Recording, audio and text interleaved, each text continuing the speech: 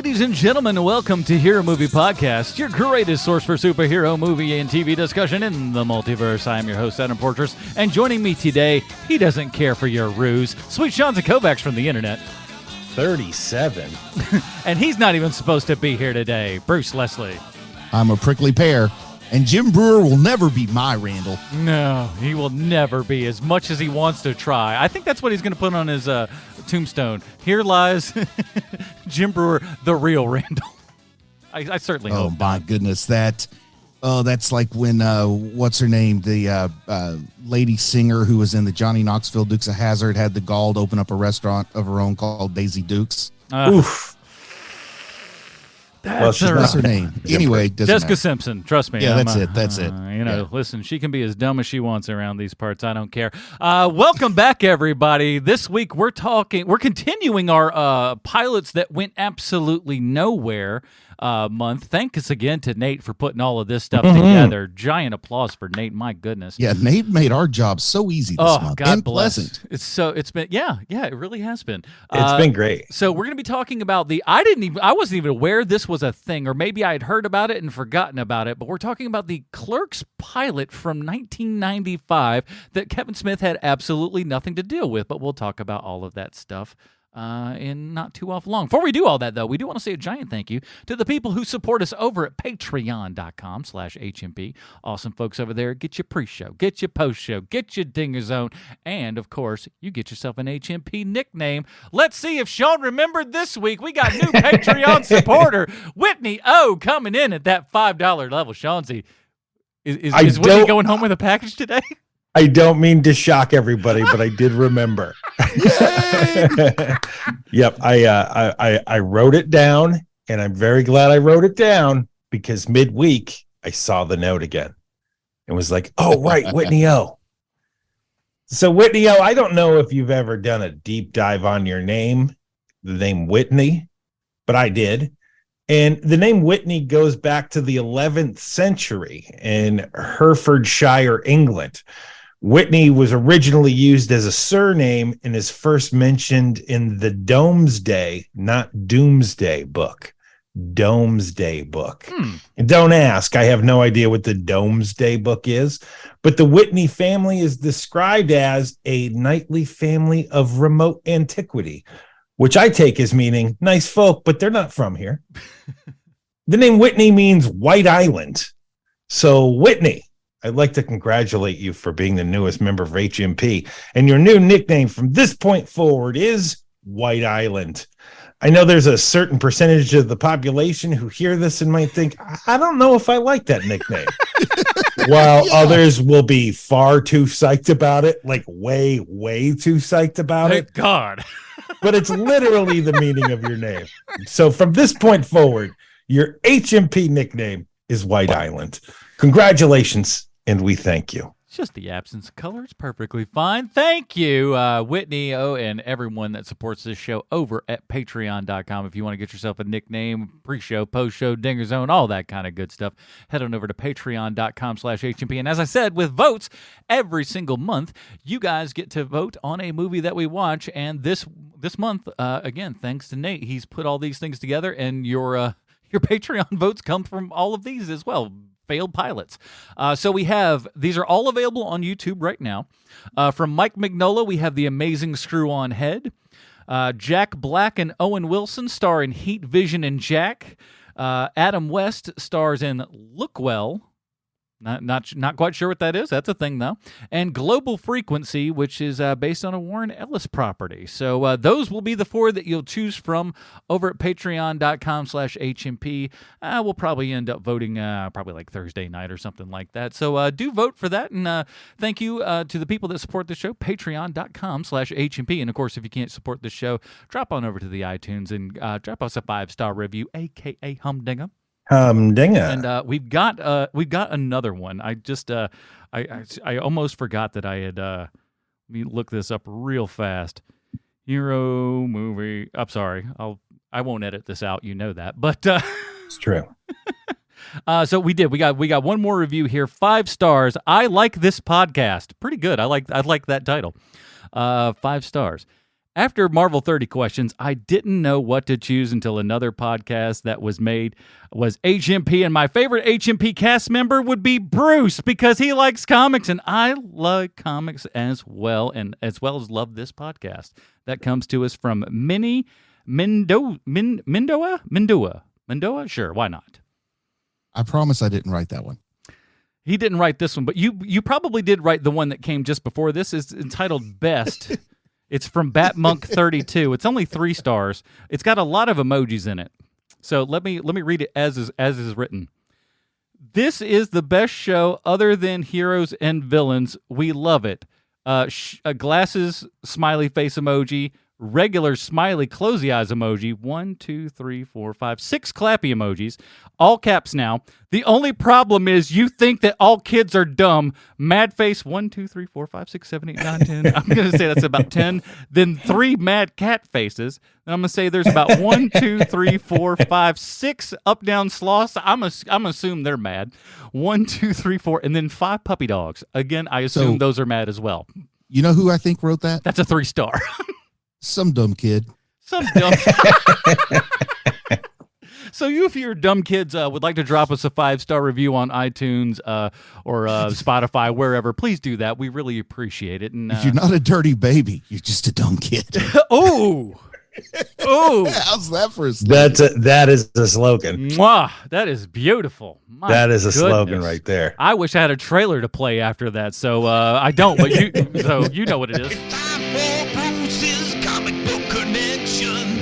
Oh, let's see what he's pulling out this week. Good you luck. mean there's no trailer for the never aired killed pilot? Son of a gun, I looked. In the late 90s, Portland, Oregon's Oni Press published a comic with a different kind of hero. These heroes didn't wear capes, but instead name tags.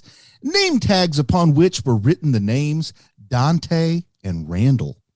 Each issue was a robust 36-page one-shot prestige format.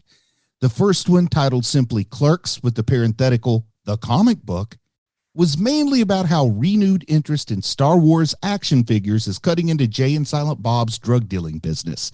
And you got to remember, this is 1998, so this renewed interest in the Star Wars action figures is because of the prequels. The prequels were hot stuff when this was coming out. Now, the follow-up was Clerks, parenthetical, The Holiday Special.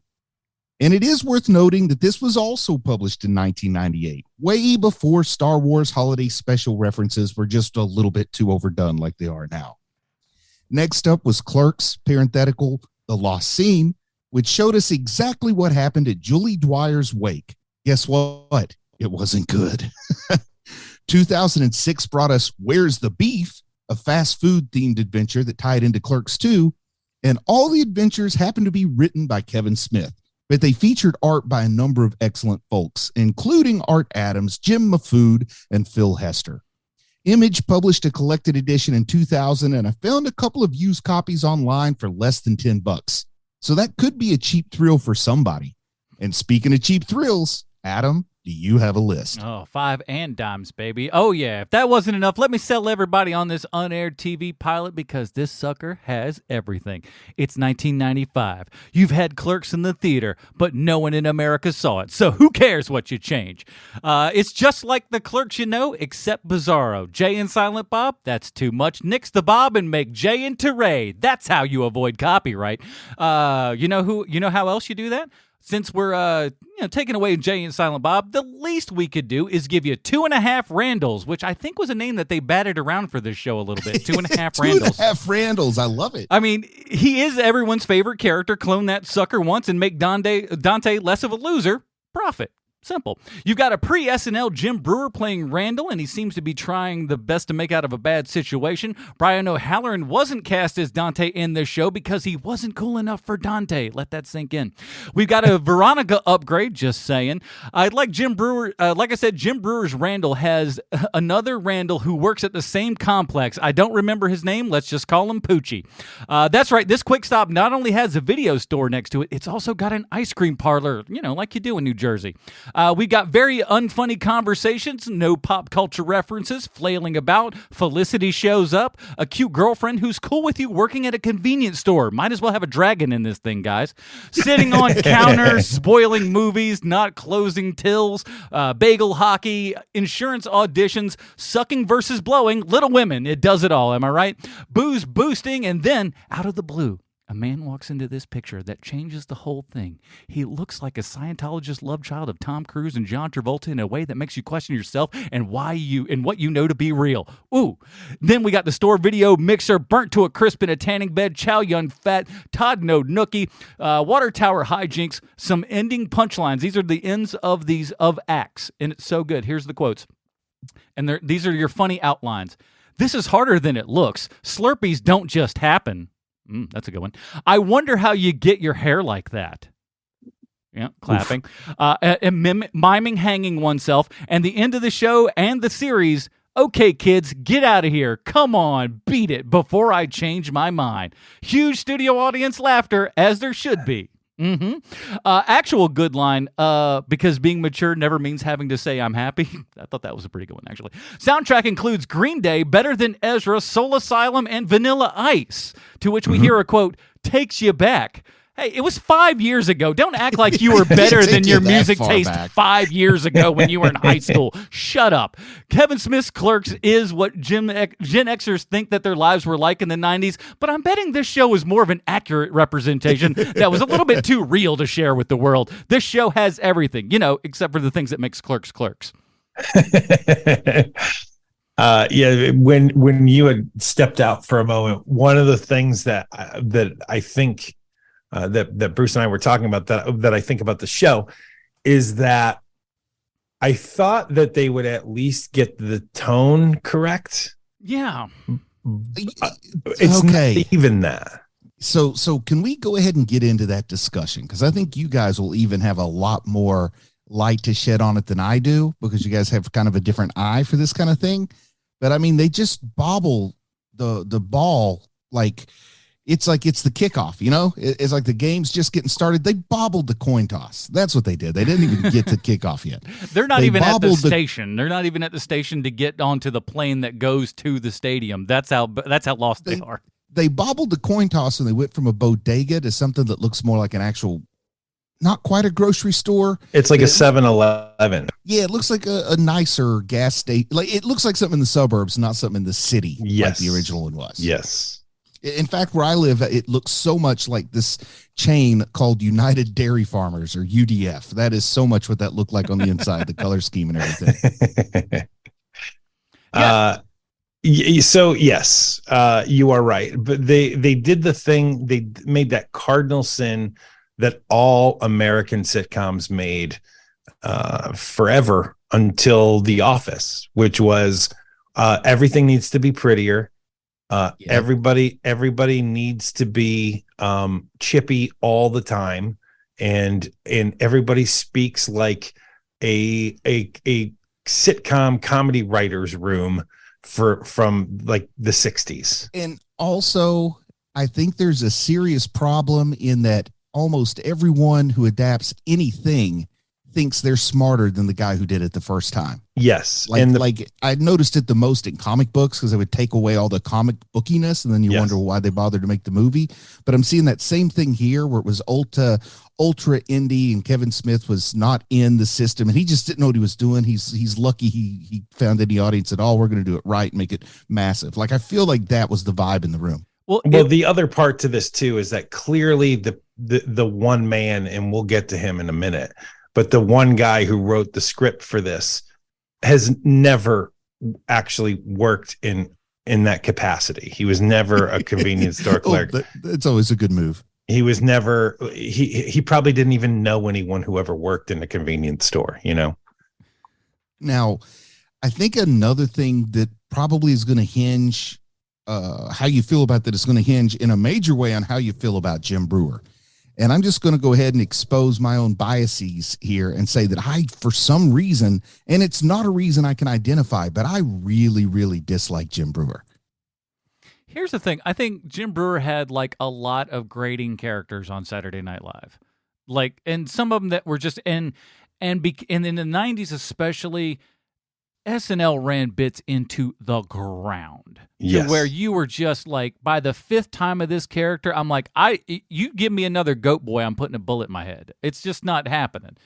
So I think they like, because I don't think he's wildly unfunny. I don't think he's like hilarious or nothing. I don't think he's like a comedic genius, but I don't think he's like unfunny. I think he has comedic timing and stuff.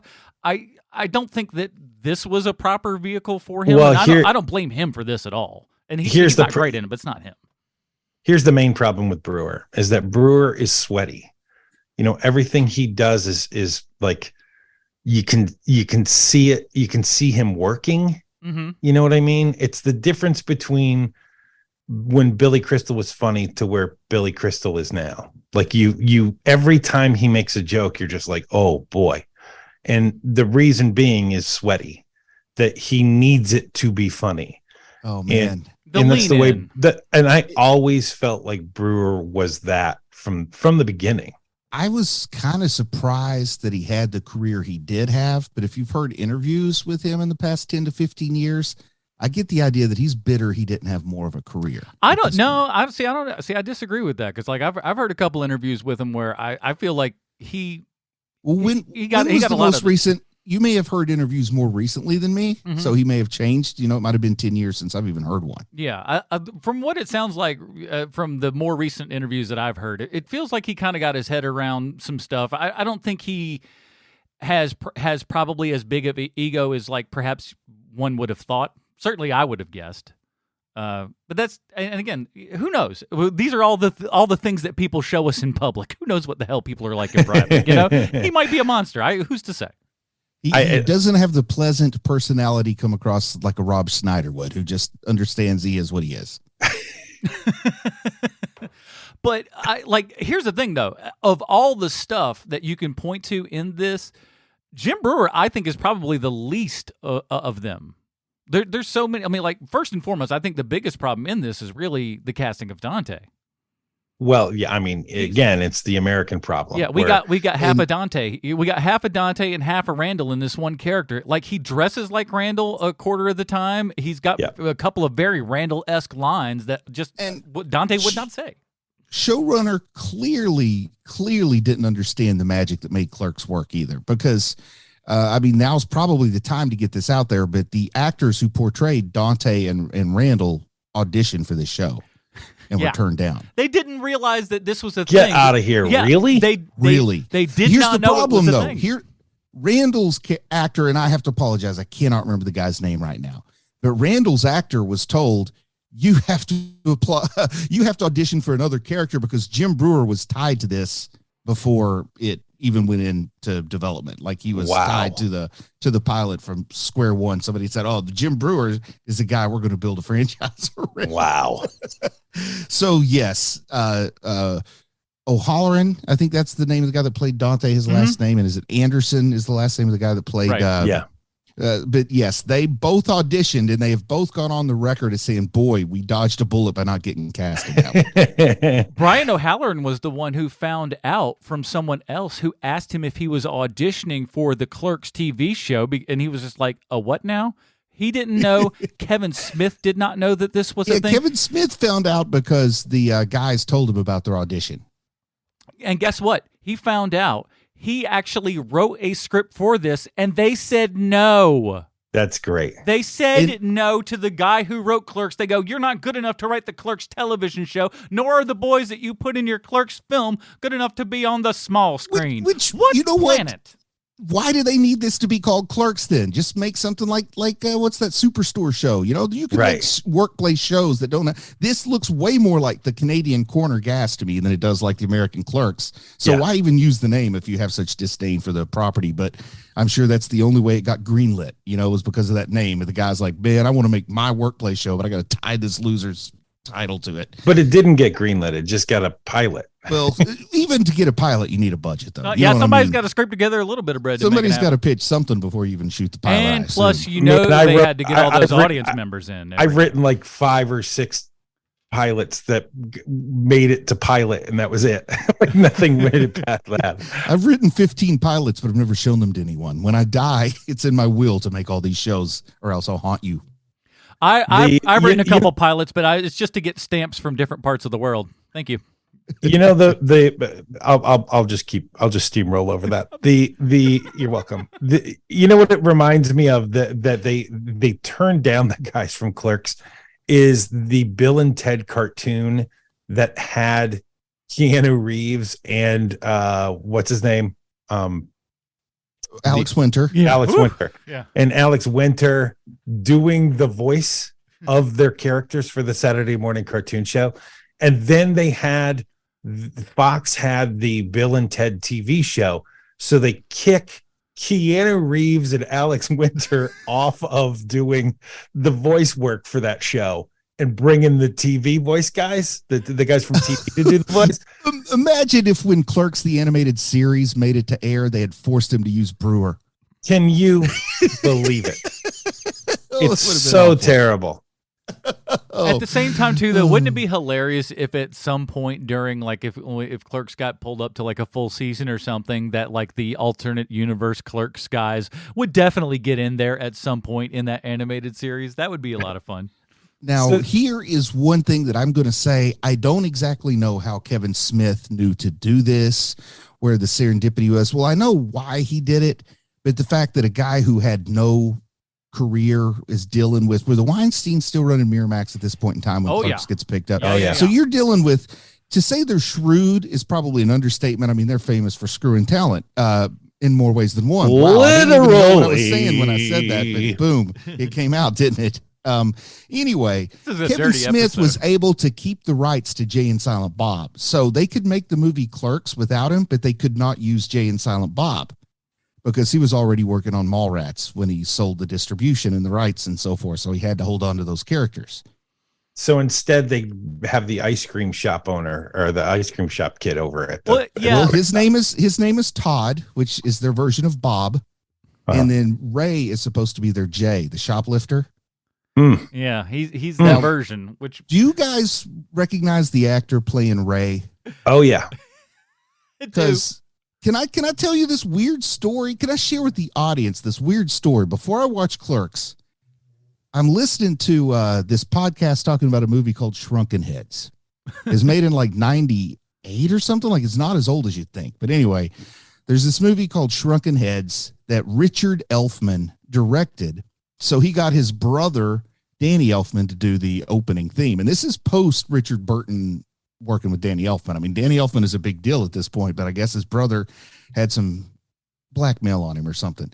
And then he puts his son, Richard puts his son, Bodie Elfman, as a character named Booger. And I thought it was funny because I didn't know that Bodie acted. But like Bodie is friends with my aunt. Oh, really? And then he pops up in this show. So I like send you guys this text that said, oh, by the way, I learned that Danny Elfman's nephew is my aunt's friend. And then we're watching Clerks and he pops up as the shoplifter guy, which I did not know that when I told you guys. Wow. Okay. That is actually impressive. That's crazy. Yeah, but he made a documentary. He produced a documentary called Generation Growth. And part of it was filmed at the boys' home that my aunt runs because they have a really cool like indoor urban greenhouse thing. It was part of this documentary. So anyway, yeah, she's friends with Bodie, and I did not know he was in this pilot when I told you guys that. Speaking of people that are in this pilot that you're like, because he's one that's like, oh, you've seen this guy in a couple of things here and there, is the guy that comes back, the old love interest, Cliff, the guy with the hair. Oh my gosh. Yeah. First and foremost, like this dude, you look at him, you're like, oh, he's just some like kid actor or whatever in the 80s and whatnot. I had to pause and make sure it wasn't Jerry O'Connell for a minute. Yeah, he's got like hair. He's got a little Jerry O'Connell in him. He's got like just a ton of the like every 80s, like dude was in that era when he was on that TV show where he was a superhero kid or something. You know the one I'm talking about? My Secret Identity. Yeah, because he kind of had that hair like this guy. But this dude became a producer and is just like produced everything in the world. Really? Oh my God. He produced Alias. He produced wow. Mission Impossible Ghost Protocol, the Teenage Mutant Ninja Turtles movie, the new one, stuff that's out. Like, he's been like this giant producer in Hollywood forever. He's written a whole bunch of television and stuff. He was an actor, of course, in a whole bunch of different things, but like, he's been just this big giant producer, still all the way up. He's got this Dragon Con TV Masterclass. What is that about? I don't know. I'm going to check that out. The lyric says Dragon Con TV. He wrote, executive produced the new Netflix Cowboy Bebop. Dude was in some. He became a really big guy, and according to the picture on IMDb, the ladies with a bit not too bad either. So this guy, he's coming up roses out of everybody. He says this was the high point of his career. I don't know that would be true because a lady that's on his shoulder of the red carpet, not so shabby. As I was watching this, there came a point where I really had a bizarre deja vu moment where I could have sworn, I was like, holy crap, I think I've seen this before. Like, is there some way I possibly would have seen this and not remembered? Because I can't see any way I would have watched this and not remember that I watched it. And then it kind of started to sink in, like every single sitcom I watched growing up had an episode where you go up on the water tower and the police catch you. I think that's just what it was. Family Matters had an episode of that. I'm fairly certain. I feel like I probably saw. Yeah, I feel like I probably saw it first way back on Happy Days. Like Potsy and Mouth got Richie to go up to the water tower. Like it's a big set that's just sitting around, and they're like, how can we use this? I know for a fact I saw it on the Torkelmans or the Torkelmans, however you pronounce that. How can we just put this into Torkelsons? I think it was the Torkelsons, wasn't it? I don't know what that is. It's a good show. So the other person on this show who I was surprised to see it on, and I'm not talking Kerry Russell, we'll get into that in a minute, is Rick Gomez is on the show, and he's playing the ice cream guy, the ice cream kid. Yeah. And Rick Gomez, I know best from Band of Brothers, and he is great in that. And every time he shows up somewhere, I'm like, why wasn't this guy a bigger deal? And now I get it. Watching him in this show, I totally get it. Oh, that's why. Like, he was just lucky he was able to do justice for that one, because at least he's got something now to hang up some headshots. Oh man, he's so great in that show. Just terrific. And so and I loved that series so much so, in fact, that whenever any of those guys show up in other things, I'm like, oh hey, there's there's gonorrhea, that kind of thing. And so seeing him in this, it's one of those things where it was like, oh man, that's great. He's in it. There's hope for this. Oh, oh no.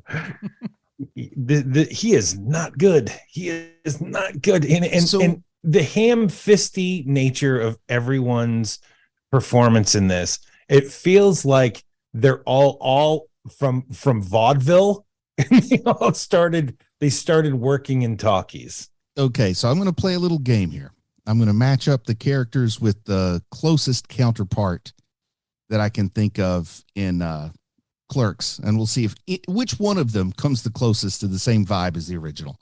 I'm not saying any of them are good, but one of them has to come closer than the rest. So I guess we could start with our Dante and Randall. So we've got the movie Dante and Randall. We got whoever this Cracker Jack is playing Dante in the show, and then we got Jim Brewer. So we've also got Veronica, I think is her name, who's a very different looking actor, but playing the character pretty well. We've also got, I guess we can go ahead and say that Todd and Ray are Bob and Jay. So we'll just line them up. I don't think we're going to have a whole lot of closeness there. And unless you have anything else to offer up, I'll even say like the guy that came in as the attorney is kind of like the Rick, what's his name? Rick Maris or whatever. That's Rick Darris, yeah. Yeah, Rick Darris. He had such like that was the first thing that I got, and what I was actually expecting him, because I was like, man, if this is Rick Darris, that's a pretty smooth move, because he had that Rick Darris vibe to him and everything. Yes, he did. And so I was just like, oh, this would be pretty, and you think they're gonna zig and they zag, and not in a good way. I think the closest one is Ray. And I don't mean to his counterpoint. I mean, the character of Ray seems to be the only one that could be okay in the movie Clerks. Like I could totally see that character and the actor playing him being in the movie Clerks. Yeah, if he got a little Kevin Smith direction, yeah. I could see Bodie Elfman playing Snowball. Yeah, I mean, I could totally see that for sure. It's this he feels like the only character that came from the movie. Every single other person on this show is like just like slamming punchlines, and the Jim Brewer of it all, when he is like, it's almost like he's the poor man's Jim Carrey in this show. Yeah. Yes.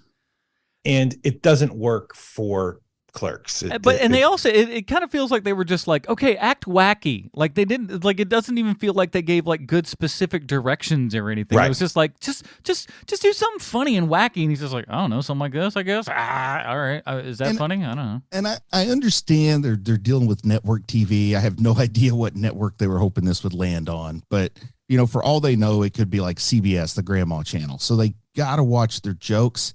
But I think you could still give a little hint, like as somebody's either walking into or out of the room, you just hear them say, really? 37? And just leave it at that. Yeah. Like, we need a little bit, but you can tell that when they made this, they clearly felt like Clerks, the movie, compared to Clerks, the TV show, would be remembered like MASH, the movie, compared to MASH, the TV show. Oh, yeah. Right. That is not, I don't think that Clerks got 11 seasons. No. No, definitely not. But if Alan Alda was playing Randall, they would have. Everybody keeps talking about Alan Alda on that show, but when you were a kid, Klinger was the one who kept you watching. Yes, he was, man. I even liked Radar when he was on there, but Radar, of course, wasn't there for the whole run. So let's get to it for a second, if we can. That this show was not written by Kevin Smith. It was written by a guy named Richard Day. Are you guys familiar at all with the work of Richard Day? Father of No. Charlie Day. Everybody knows that. Really? No. Not Charlie Day's Made Charlie that up? Day's parents are both musicians. And one of them is, isn't there a Felicia Day or somebody named something like that? There is. That's Felicia Yeah. Rashad. That's a different Oh, show altogether. So, man, you are bruising it up tonight there, Portress. What can I say? So the Richard Day, I think that he is one of Gary Shandling's guys, meaning that I think that he was one of Gary Shandling's writers. And the reason why is because when you look at the guy's filmography, he worked on, like, here are the highlights of his career. It's the Larry Sanders Show, it's the Gary Shandling Show, and it's Arrested Development. Well, I don't know how he fell backwards into that gig, but he totally did. And so those are the highlights of his career. Here are the lowlights. And the first one I'm going to mention is new. Like, it's like 3 years old new. It's called Dog with a Blog. I am familiar with the original Dog with the Blog. There's a new version. Maybe it's an older version. There was a know. Dog with a Blog that was like circa 2008, maybe 2009. Oh, maybe that was it. I can't imagine there's more than one Dog with a no, Blog. listen, he was on surprised. the renaissance of it. You know how something is really cool and amazing and like world changing, and then it goes away for a while, then it comes back. This is like Kiss, but with whatever the hell we're talking about. Mhm. With a Dog with a Blog. So there's that. He also worked on Dinosaurs, the sitcom. Love it, which I know- love it. I know everybody thinks that that's a great show. Go ahead and watch a half hour of that show and tell me how great that show is. Love it. It's The Simpsons with rubber suits. I'll take It is not. It really isn't. I'm a fan, and I'll still say that's wrong. And of course the lowest of his career, Clerks, the TV pilot. This is so bad, man. And so he it's the reason why I think that he wrote for Gary Shandling is because the difference between Gary Shandling's show, which was in the early 90s, to Larry Sanders. I mean, that's such a gigantic leap. And there's nothing, like, the only thing that's kind of oddball about Gary Shandling's show is that he kept telling you that he had a show, but like, Yeah. it was pretty rote. Like, it wasn't groundbreaking. It wasn't like, wow, like this is something to watch. Whereas the Larry Sanders Show totally was. And so, and the difference between that is 10 years time. And I don't know too many people who worked in a writer's room on a show that you did 10 years ago that you would call back in for your unsuccessful show for, you know, this high concept idea that you have. You haven't you haven't stretched your legs in a decade. How about you come back on in here and quarterback this bad boy? And you're like, that doesn't happen. That doesn't That's happen. why I think it's him. So got a little bit of he's probably got some dirt.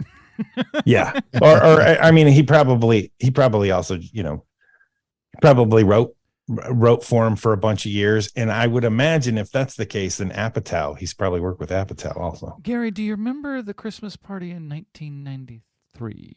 Well, I do, and I happen to have a couple of pictures to prove it. So, if you would like me not to expose these to the world, I would like to be in this, that, and the other. Has Kevin Smith really ever had much success on the small screen? I mean, I watched a little bit of Clerks, the animated series, and thought it was pretty good. But I mean, I watched like 2 episodes in real time back when it was on. And after that, they canceled those.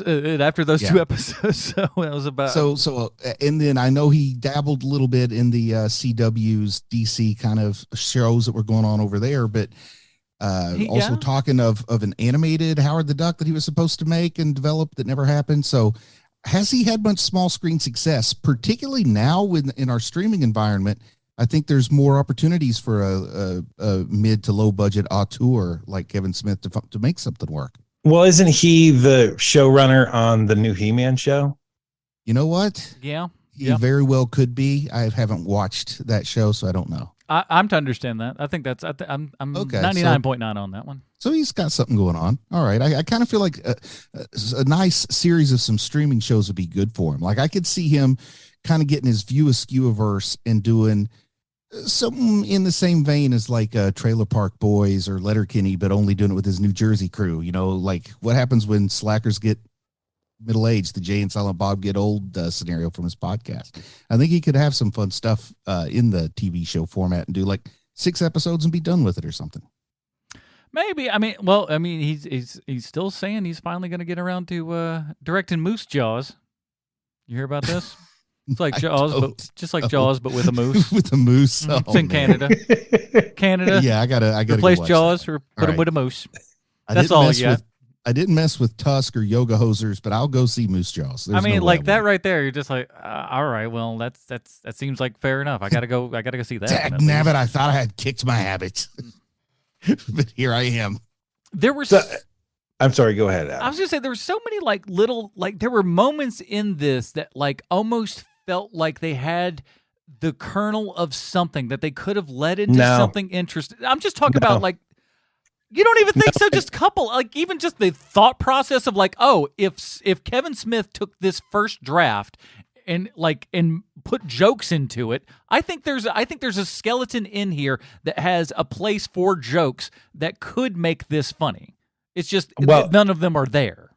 Well, the problem though is that you have set up punchline for all of the show. And that isn't what Clerks is. But those aren't even punchlines. That's the most even. Well, again, I agree with you. But again, it's one of those things where like this is sitcom punchlines. Like that's what the show is. Just imagine if Touchstone Television had the rights to Jay and Silent Bob. This would have turned into like an adult white version of Keenan and Kel bouncing around. And it's supposed to be funny just because of the way that they talk. And of course, it would not have been the original actors. So God only knows. Horatio Sands and Fred Armisen would have been awesome, but I don't know if that's who they would have got. Well, they would have been 11 also at the time. That's true. But you know, I could just see the Pauly Shore as Jay. That's about right. Yeah, that's what I could have seen is the Pauly Shore style of humor on Jay. Yep, absolutely. And it would have sadly gotten 3.5 seasons. And you know, I know I brought this up off air, but this show is a Grumpachino show. For those of you who don't know what that means, when I was watching a sitcom, I don't remember the name of it, in the 90s, somebody walked into the door and said, and they said something all angrily, and another character said, "Well, it looks like somebody drank a Grumpachino this morning." And the laugh track, they brought it all the way up to 11. Yeah. And so ever since then, whenever there's a show like this one in particular, I call it a Grumpachino show because that's how bad it is. And this is one of them. This is the sort of show that would have that joke in it. Yeah, totally, man. Totally. Yeah. I love the video store is great. I love that stupid scene in there. Like any video store ever is having these wild rave parties in their video store at night, which is awesome. I know when I worked at a video store, the nice old lady who ran it would have loved if I had a party in it at night. She would have loved it. I say that, but a couple of us have done that in this art, so I don't know. We have got to talk about the big name in the room, which is Carrie Russell is in the show. Yeah. The second she was on screen, I was just like, is that no, she's not in this. It makes you wonder what other vile and disgusting things she might have done to make it in Hollywood. This is a pretty disgusting pilot. I mean, what is she doing here is what I'm saying. Oh, I see. It was like a Will and Grace joke. You wouldn't believe the vile and disgusting things I had to do for this ring. Leslie Jordan, rest in peace. That was one of his great jokes. Always talking about the vile and disgusting things he had to do for his rich wife to buy him things. I think what she had to do for this was be a hot actress and show up. And they were just like, oh, well, we're certainly getting this young lady in here. She's like, attractive and. You're attractive enough for a skincare commercial. It's going to be way better on your CV long term than this. Like Dove for Teens. If she does a Dove for Teens commercial, that's way better than this. I don't know. Like she's okay. I don't know what she would see in Ice Cream Boy per se. Maybe she's just kind of like, I don't know. Is the idea that the character's kind of fast and loose, as it were? It's because he's got that sexy New Jersey hairdo. I did enjoy, like, because this was absolute dude stuff. Him just kind of talking to her, getting all this, and Dante just walked by, smacks him right in the back of the head, super ass hard. It was just great. I'm like, especially the 90s. You don't do that so much now. Yeah, that's assault now. But in the 90s, you could just walk up and just smack the crap out of the back of your buddy's head. If you're getting ready to take a drink out of a soda, bonus points. Oh yes. Oh my Lord, man! Smack it on the ground. Yes. I hated getting smacked in the back of the head. That happened a lot. I know, man. But you can't let people know how much you hate it because that just means it's true. It's like a nickname that you don't want. Oh, yeah. You don't like this? Well, let me crack my knuckles and get in double on this one. I liked the music placements that they most assuredly did not have the rights to and were just temp music that was in there, because you're not putting in like Green Day at this point, because like they had just shot off in 1994, which is probably when they shot this thing or put it together, because it says like May 1995 is when this was kind of quote unquote put out, if you will. So They were just grabbing stuff. They're like, there's some Soul Asylum. Let's put that on the back. And then they put it just down far enough to where you can't really hear it too much until you go and try to pick it out. Soul Asylum has to be in there on purpose, though, because they cameoed in the movie Clerks. I would probably say that there was something that had to do with the soundtrack or something. Maybe there was you know how that kind of stuff is like, you did this with us, and so now you owe us this thing over here, and we'll just take it, because they're not doing anything for it, but on account of you did this, now we get to do that kind of thing. Maybe. Yeah. And I could be wrong about this, but are they using the same incidental music in this show that they use on Friends? It's amazingly 90s in it, is that it's just that, like, when we're in between everything, they want it to feel like Clerks. It's kind of that close to Clerks, but it ain't it. I'd love it if every time somebody walked in or out of a door, they gave us the old Seinfeld slap bass and didn't expect us to recognize it. Well, listen, I mean, to a degree, though, like, let's imagine like a Clerks show that kind of works. Like, wouldn't it be great to have like a show where like a Jay and Silent Bob walk in and the audience kind of goes nuts for him and stuff, and like they have to wait till the applause dies down and then they get into the bits, but it's actual funny bits that Kevin Smith wrote. You get a whole episode about Jay and Silent Bob in a van trying to make their way to Los Angeles so Berserker guy can try out for American Idol. There's a lot of really stupid, fun ideas that you could do with this, but what they decided to do was put together the most bland piece of garbage ever that doesn't feel like they wanted to. The jokes at best best are threes. But most everything is even below that. Things that like I said, just wildly aren't funny. That the laughs that are supposed to bring you to break, to make you go, boy, I can't wait till this show comes back on the air after these commercials because they made me laugh so hard. No, there's none of that. None of that happens. You did not injure yourself laughing at this show. You want me to believe that? You're like, well, I guess that was it. I guess that was that is a pretty high. That is a pretty high measurement. It's like if I don't injure myself laughing, it's not a good show, and that counts for dramas too. So there you go. And talk about a place where no one is at. You were at a convenience store. I think save for the knockoff J customer, is there any other store? Like, I think that one guy walks in for half a second at the beginning. Outside of that, they never even ring up customers. It's insane. They never work at this store, and like it's worse than The Simpsons. And, if this were made in the 80s, the pilot would have rehashed a lot of the plot of the movie. So we would have had him lying behind the counter with the sign up that says, please leave your money in the box and all that. They would have replayed some of those jokes for would have made pilot, it but they better. did none of that here. I might have even liked if it would have been corny, it would have been stupid, but would have actually reminded me that I'm watching Clerks because it has nothing else to do with it outside of three characters' names. Yeah, it's astounding how they thought that they could just kind of go like, well, I mean, maybe because Clerks didn't make a whole lot of money, they figured they could just change whatever they wanted to, but didn't know what made the magic sauce to begin with. Was The Sopranos around at this point? No, it's a couple years before that. So what was going on with like premium cable original programming? Because I'm trying to think if you could get like an HBO Showtime Clerks with Kevin Smith and you do it in black and white and you have the exact same kind of jokes and humor, you can go all R-rated. I think that might have been an interesting show, but I don't know if anybody was doing anything like that. I still think at this point, I think at 94, I think Miramax is owned by Disney, so chances are this show's going to like ABC or something like that. So I don't know that they have like a premium place to go, certainly in 1994. I mean, perhaps HBO would have been like an option, but HBO, like...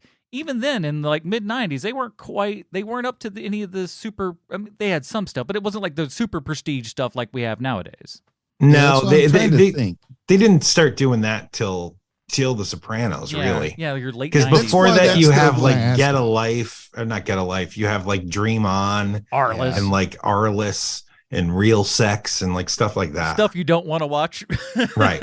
Because it's like, oh, this might be. No, it's bad. Somehow Jay Moore was in all of the shows. Yeah. Yes. But Jay Moore had an exclusive contract with everyone. But it's like, I wish it'd be nice if it had some place to go like that. But like, I think even I would have liked to see the script that he wrote for this, the one that Kevin Smith submitted with his network television thing. I don't know how different it might be from, the animated thing, or if at all, or it doesn't sound like he kind of recycles a lot of stuff from, because he wrote Clerks 3 at least 3 different times, it sounds like. So I don't think he recycles like that, but I'd love to see what that script was. What was his idea for network TV? I did read that he included it as like the B plot in one of the animated episodes, but I don't know which one. Okay. Do you think, this is a serious question, that they gave Kevin Smith the animated series to try to smooth him over because of just the bungled job on this? I could see that. I think this was bungled so badly, it was like it never happened, though. Like it's not like it made it to air and was canceled quickly.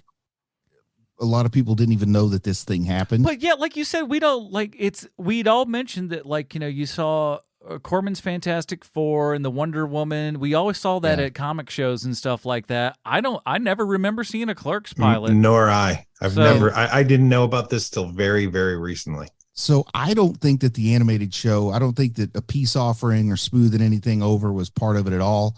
I honestly think that Smith probably just pitched to somebody and they liked it. The problem is, once again, though, network TV and Clerks isn't always going to match real well. So that's why, like, the nowadays with the streaming and ratings are kind of unless you got really young kids, you're not paying that much attention to ratings these days for streaming stuff. But it's not like, network television where they censor for you. Right. Yeah, I mean, if it was like if Kevin Smith put out like we've got like 8 episodes of like a Clerks animated thing that he would like put even just like up on his own website or something like that, I would actually find that interesting. And if it was done by all the right voice actors and stuff like that, it just feels like when you hear all the story of the animated cartoon, there were just no one had their brain inside their skull when that thing was going on. It sounded like no one knew what was quite going on, and it was a cluster from the get-go. They knew that the Generation X kids liked this movie, but they didn't know why they liked the movie. Yeah, and they're like, well, this is kind of, and they put it in a weird spot. They debuted it in like really odd spots, I remember. And I'm sure there was some old guy smoking a cigar that says, I'll tell you what Gen X likes. They like what I tell them to like, dang it. That's this show's not too awful far from that, but I love that she at the end of the episode, Veronica is like, she's going against what her character would be. Veronica would want him to go get this insurance job. Of course, she would not be like, I just want you to be a real person of yourself, even if it's working here at the convenience store. No. First of all, not only is that wrong for that character, that's wrong for ladies in general. They're not just the entire premise behind that plot line is a falsehood. Where, if I take that job, that's going to be my job for life. Says who? Yeah, that doesn't work like that. As if you could take that outlook about the job you currently have too. Do you want that to be your job for life? Maybe you do. There's no harm in it if it's getting it done, but it's a weird thing to say. Yes, it's very not fulfilling. It's quite strange. Well, you know what else is quite strange? Every single comic book movie or TV film ever existed relates back 1-to-1 with Sylvester Stallone. Why, thank you, Adam. I have a prepared statement. Oh. Hey, guess what? I'm still here, Mr. Stallone. And this week's Stallone connection is actor. Let me start that over. I'm still here, Mr. Stallone. And this week's connection to you is an actor named Bodie Elfman. He plays Ray in the blessedly never picked up for series Clerks TV show. And Bodie happens to be married to actress Jenna Elfman, who was last seen on Fear the Walking Dead, a show that has never been watched by anyone ever. And if you want to know just how much no one watches this show, Jenna Elfman has appeared in 65 episodes of the show. Holy crap, I did not know that. I had no idea. Literally 65 episodes of Fear the Walking Dead. Wow. Bodie Elfman's father started a surrealist street theater troupe in 1972 called the Mystic Knights of the Oingo Boingo, which performed under that name until his brother Danny Elfman took over the troupe, eventually turned it into a band, and renamed the group just Oingo Boingo. And as much as I would like to jump on the Hollywood is nothing but Nepo babies bandwagon, the truth of the matter is Bodie Elfman is the best part of this failed Clerks TV pilot. He's the only character on the entire show that nailed the personality of the characters from the movie. So I have to ask the question, did he bring that same excellence to the TV show Las Vegas that you did a guest spot on? As I've said on previous episodes, I've never watched that show, but I wonder if he brings the same thunder to every role he's in. And I also wonder, since his wife is a hardcore Scientologist, if he is as well. Because if he isn't, good job by him by keeping a marriage together after nearly 30 years. But who knows? Maybe the Scientology angle helps because you can't pick the other person apart if you're too busy trying to figure out how many of the evil space aliens live inside of you. Well, that's it for this week's Stallone Connection. I hope to hear from you next week, Mr. Stallone. Your pal, Sweet Shawnsy from the internet. Well, here at Hero Movie Podcast, we have our own patented Robin rating system. Bruce, where does Clerks, the unaired 1995 TV pilot, fall on the Robin rating system for you? I try to dig deep. I try to find something to latch onto. I really try to find joy in all the stuff we do. Sometimes when something's real bad, it makes it that much more fun to enjoy it, but that is not the case here.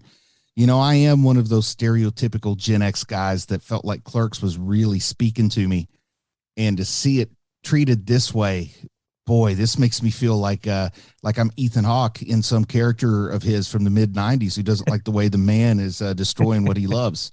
So there you go, Gen Xers. I'm giving this one an angry Troy Dyer, Ethan Hawke's character from Reality Bites, who got fired for stealing a Snickers and had a band called Hey, That's My Bike.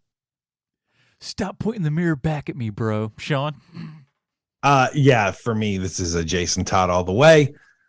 This is really bad, and this is bad on several fronts, but mostly it's executive error on this show, and it deserves to be a failed pilot, because that is what it is. It is a failure in every single way. I agree with everything. I agree with the grade. I agree with the assessment. But yet at the same time, I do recommend this as an oddity. It is 21 and a half minutes. It's not long, but it just feels really long. It does feel long. It's funny because Sean texted us in the group. I'm 10 minutes into this thing, and it feels like I've been here for 2 hours. I literally, while watching this today, I had that feeling, and I was just like, oh, I bet this is about the time that Sean was feeling that. I tapped the bar. It was 4 minutes in. I swear to God, I thought it. I was like, bro, this is, woo, okay. But, like, there's enough of an oddity to it for me to, like, look at, like, all of the wrong and everything that went, just all the really bad choices, all the bad choices that were made.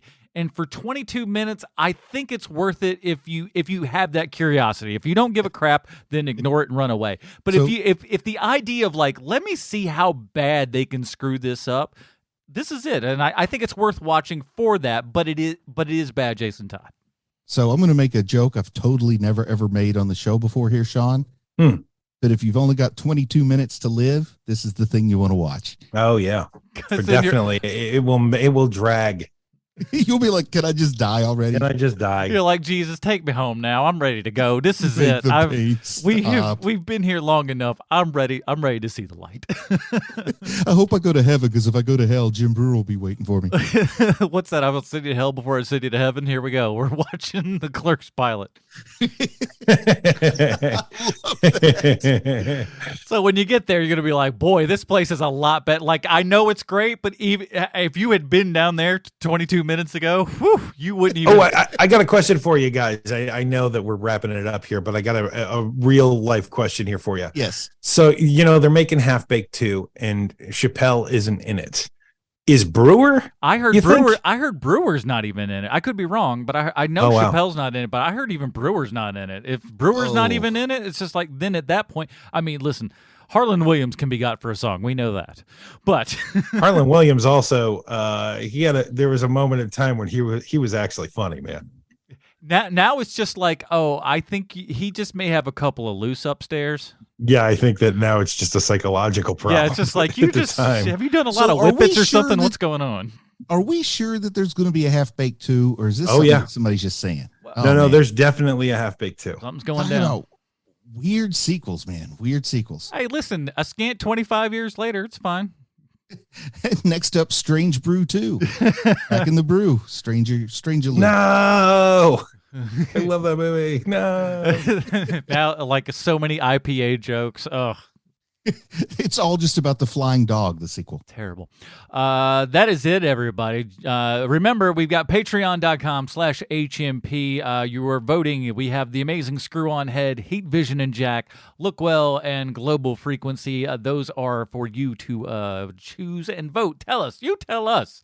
And we will watch that failed pilot and bring this whole month to an end. And then we're jumping into February, man, where we got some Ant-Man 3 on the way. Holy cow. A third Ant-Man movie? My goodness, what a world we live in. Unreal. In the meantime, Bruce, where can we find more of your work on the internet?